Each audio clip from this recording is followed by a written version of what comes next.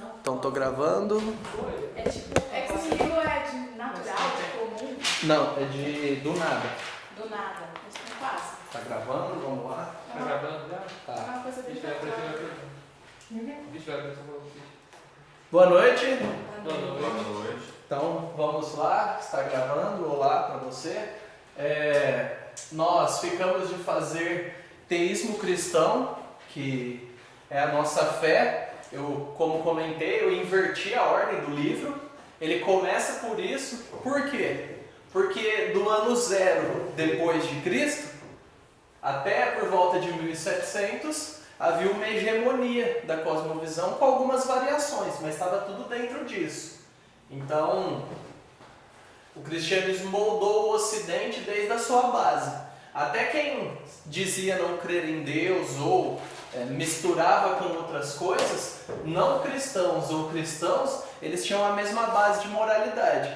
Então, por exemplo, o que um cristão falava, isso é errado, a pessoa da sociedade falaria também, isso é errado, mesmo que ela fizesse. Eles tinham uma mesma base comum. Então, qualquer outra cosmovisão de 1700 para frente, que foi todas as que nós estudamos até o pós-modernismo, tem como base, tem como fundamento concordar em algum ponto ou outro ou discordar do cristianismo. Então, toda a cosmovisão ela é construída em oposição ao cristianismo ou concordando em algum ponto com o cristianismo. Isso é algo que nós vamos perceber. Então eu peguei o livro e eu não consegui pegar tudo, vocês viram como já encheu a lousa. Eu queria ter mais de uma lousa, ia ficar uma loucura isso daqui. Só que também não ia ter tempo, né? Mas eu peguei as 4, dentre as 5 primeiras eu pulei uma, mas eu peguei as 4 primeiras questões do livro respondendo aquelas coisas, aquelas perguntas básicas. O que é o universo? Da onde nós viemos? Ou o que é o ser humano? Enfim. Então, começando, a gente para aqui, a gente vai para a televisão e aí eu quero mostrar algumas coisas para vocês, depois a gente volta. O nosso tempo está escasso, a gente tem que correr. Então, o teísmo cristão é uma religião, isso aqui é um resumo, que se baseia numa raiz judaica e se redefine e amplia. Está bastante ligado àquilo que Jesus disse lá no Sermão do Monte.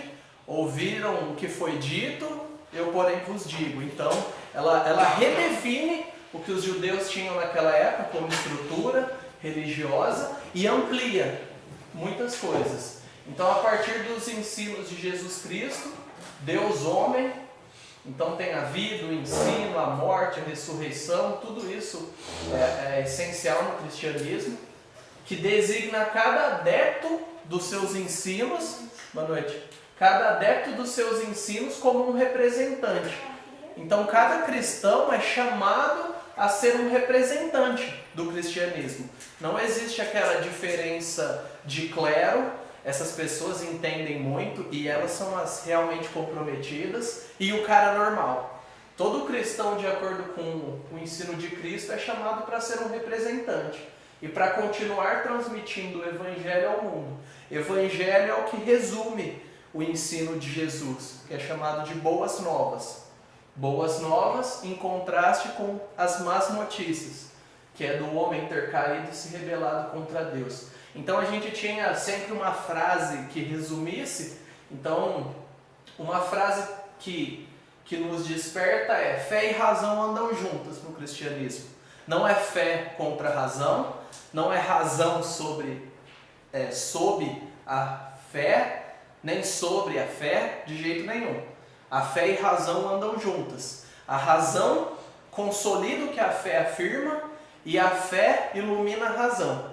Então, o cristianismo ele não é uma religião de apenas sentimentos ou afirmações que não se conectam com a realidade. E um grande exemplo é Agostinho. Santo Agostinho para os mais íntimos, para quem já leu Confissões. Eu não li, não estou zoando. Agostinho ele era um teólogo africano, da África Ocidental. E ele viveu uma vida muito louca durante muito tempo, até uns 30 e poucos anos, se não me engano. E ele tem uma conversão meio drástica. E aí ele abandona uma vida devassa absurdamente e se dedica a Deus. Ele escreve livros que são fantásticos. Lógico que você tem que ter filtro, né? Olha a época dele ali, nos primeiros séculos. Então, a compreensão que ele tinha, ele tem um livro chamado Cidade dos Homens, Cidade de Deus. Ele confronta conceitos do que é a característica do membro, do cidadão do reino de Deus e do cidadão do reino dos homens, e como elas se conectam em alguns pontos e uma redefine a outra. Enfim, Agostinho é um cara incrível, vale a pena ler, vale a pena comprar as Confissões. Eu comprei por R$17 na promoção da Amazon, uma edição da Penguin, que tem um símbolo de um pinguinzinho. É meio fuleiro o acabamento, não é aquela coisa assim, mas vale a pena. Aqui nós temos alguns símbolos do cristianismo. O peixinho, que eu já vou explicar, a cruz, a Bíblia, o cálice, que remete à ceia, a igreja, seja lá como você pensa igreja, mas geralmente a gente pensa alguma coisa assim, igreja. Não sei porquê, mas geralmente é assim que a gente pensa. E a ideia da cruz no coração, ou do cristianismo no seu coração, apesar disso não estar escrito em nenhum lugar da Bíblia, a gente gosta de falar isso, Jesus no seu coração e tal, enfim. Mas são símbolos relativos ao cristianismo. Aqui nós temos o ictus, a parte de cima, e embaixo nós temos aquele símbolo muito doido que você não consegue achar o começo e fim. Ele é um símbolo de origem celta, e o cristianismo pegou ele e ressignificou ele, simbolizando o quê? O que significa aquilo ali? Trindade. Então, existem algumas outras religiões que usam, mas nós ressignificamos, e é um dos símbolos para a Trindade, e o círculo ao redor representa a completa união, a perfeição da Trindade. Você não consegue ver a separação de um do outro, porque são a mesma essência. Outro símbolo, a cruz celta, é uma cruz muito usada no cristianismo europeu. É uma cruz que tem um valor sentimental para algumas pessoas. Eu particularmente aprendi a gostar, dada a beleza dela. E não tem nada demais cruz, ela não simboliza nada de especial, mas nos remete ao sacrifício de Cristo. Ela não concede nenhum tipo de bênção, você não precisa carregar uma ou colocar em algum lugar da sua casa, a não ser que você queira deixar ela mais bonita. Mas essa cruz, ela tem também aquele símbolo do círculo, representando que não há início nem fim, e representando que a união é perfeita. Agora vem a explicação do ictus. Ictus significa peixe em grego. Por isso que é um peixe, entendeu? Símbolozinho do peixe. E é um acróstico que cada letra, na verdade não dá cada letra, porque tem um ali que tem duas letras, corresponde a outra palavra grega. Transliterando seria algo como Jesus Christos Theos Huios Soter. Jesus Cristo, Deus, Filho, Salvador. Então eles chegavam, dizem os historiadores, dizem os historiadores que eu não sabia se você era um cara que ia me enfiar a espada no bucho e me matar. Eu chegava e fazia meio peixinho perto de você. Se você completasse, era irmão. Se você olhasse para mim e falasse, ora, o que você está fazendo, parceiro? Aí você provavelmente não era irmão. Então parece que não, mas tem muita informação aqui. Jesus, o Cristo, o enviado de Deus. E ele é Deus. Filho, Salvador. Então ele é o Salvador, Filho de Deus. Dá para você colocar de um jeito que fica menos estranho, mas assim, traduzindo literalmente, é isso. Então fala que ele é um Filho de Deus, fala que ele é Deus, fala que ele é Cristo, e só há um Cristo que é Jesus. Então é só uma nota de rodapé histórica aí. É um vídeo que eu achei, faz uns anos já que ele saiu, e eu acho muito interessante nós apresentarmos para refletirmos um pouco. Ele tem 5 minutos, preste atenção, o cara não fala devagar, então Vamos lá. God is not dead. My name is Vince Vitale, and I'm a philosopher. I teach at Oxford University, and I'm here at the Oxford Philosophy Library to bring you just that update, that God is not dead. Not nearly. A number of popular authors have suggested otherwise in recent years. But these new atheists are generally not engaged in current philosophical scholarship. In fact, the new atheism at the popular level can be traced directly back to the old scholarship at the academic level.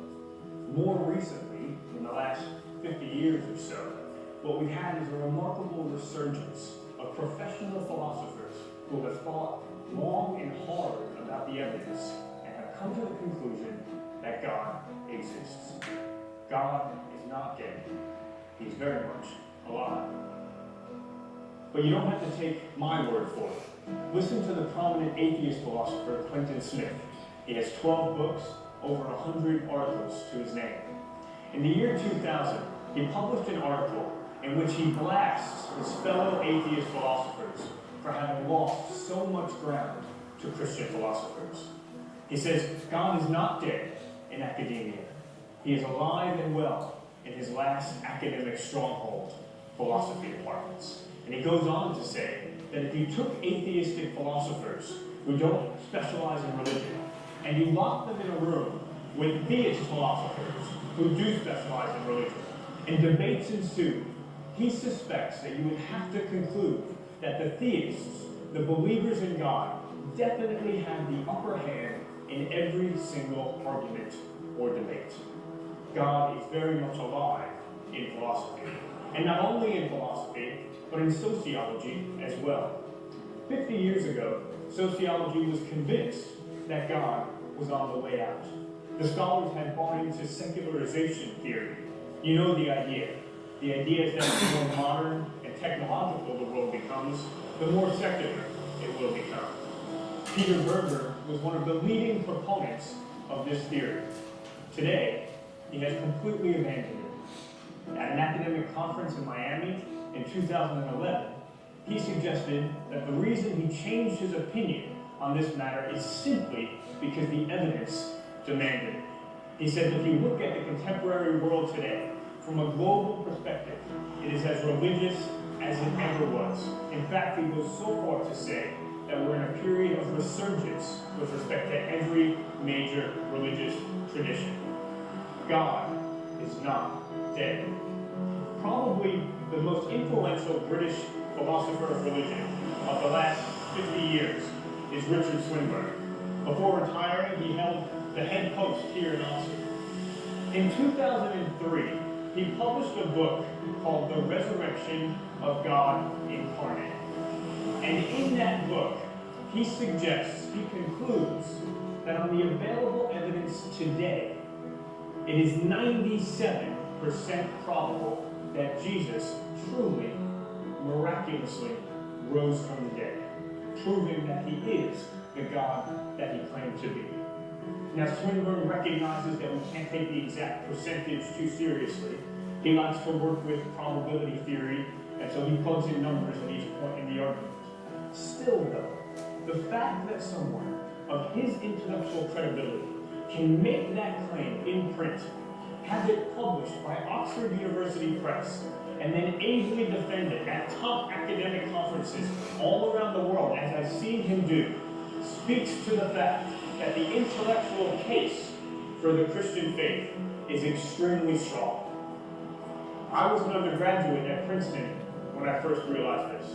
And when I did, it caused me to question whether it was really intellectual obstacles that were keeping me from faith. Or perhaps something else. If I was honest with myself, I had to admit that I hid in my heart what the famous atheist Friedrich Nietzsche was bold enough to put to paper. If there were gods, how could I bear not to be a god? If we think that it is our minds that keep us from God, then we may not be dealing with the arguments at the highest level. Here in Oxford, and in Princeton, and in philosophy faculties, top faculties all around the world, God is not dead. God is as alive as he ever was. Então, esse vídeo eu acho que é de 2013. Eu achei esse livro, Richard Swinburne, Deus Existe. É o cara que ele falou que nos 50 anos tem se destacado. O meu tá embaladinho, estou namorando ele, ainda não li. Mas nós... Oi? Mas você consegue mexer e deixar embalado? Só não ler. Se eu pensar que eu tenho que ler... Visto em estudo, tá? Nem ficasse na lista da filha pra ler, mas... Tem muita coisa para ler do seminário, então eu ignorei ele por enquanto. Mas hoje eu quase abri, faltou pouco. Nós podemos comprar, se alguém quiser aí, nós temos acesso ao livro com os preços da nossa livraria, que são ótimos preços. Então vamos voltar lá. Primeiro ponto. Tá meio difícil de ler mesmo, foi um erro de cálculo, achei que ia dar para ler bem, mas não está dando. Então eu vou ler e você acompanha na sua cabeça. A realidade primordial é o Deus infinito e pessoal, revelado nas Escrituras, Bíblia, trino ou triuno, transcendente e imanente, soberano e bom. Aí eu coloquei os 3 ones aqui, onipotente, onisciente e onipresente. Tá, e aí? Vamos pensar um pouco sobre isso. Eu vou colocar algum versículo e alguém rapidamente vai ler para a gente ganhar tempo. Alguém que consiga ler, pode ler. Nossa. Acima da abóbora sobre as 2 cabeças havia o que parecia um trono de safira, e bem no alto, sobre o trono, havia uma figura que parecia um homem.